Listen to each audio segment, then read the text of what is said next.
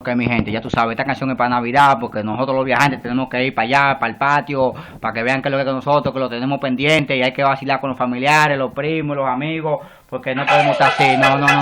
vámonos para allá, que loco, no, oye, yo me voy, óyeme, ya tú sabes que lo que vamos a vacilar, llegó Navidad, vámonos, llegó Navidad, vamos a beber, llegó Navidad, vamos a gozar, llegó Navidad, vamos a beber, todos los viajantes activos, llegó Navidad, vamos a beber, llegó Navidad, para vacilar, llegó Navidad, vamos a beber, todos los viajantes activos, llegó Navidad, vamos a beber, llegó Navidad, va a vacilar, llegó Navidad, vamos a gozar, todos los viajantes activos, llegó Navidad, vamos a beber, llegó Navidad, para vacilar, llegó Navidad, vamos a gozar, todos los viajantes activos, activo,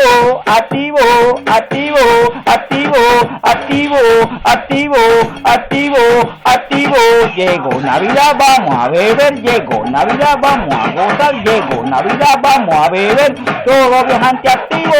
llegó Navidad, vamos a beber, llegó Navidad, vamos a gozar, llegó Navidad, vamos a beber, todos los viajantes activos, llegó Navidad, vamos a beber, llegó Navidad, vamos a gozar, llegó Navidad para beber, todos los viajantes activos,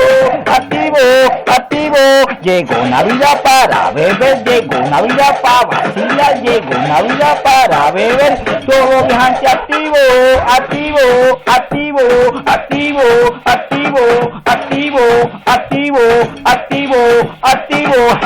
llegó Navidad para beber, llegó Navidad para vacilar, llegó Navidad para beber, todos los viajantes activos, llegó Navidad para vacilar, llegó Navidad para gozar, llegó Navidad para beber, todos los viajantes activos, La Puya, Torrey, Villamella, La Ciénega, Guaricano, activo,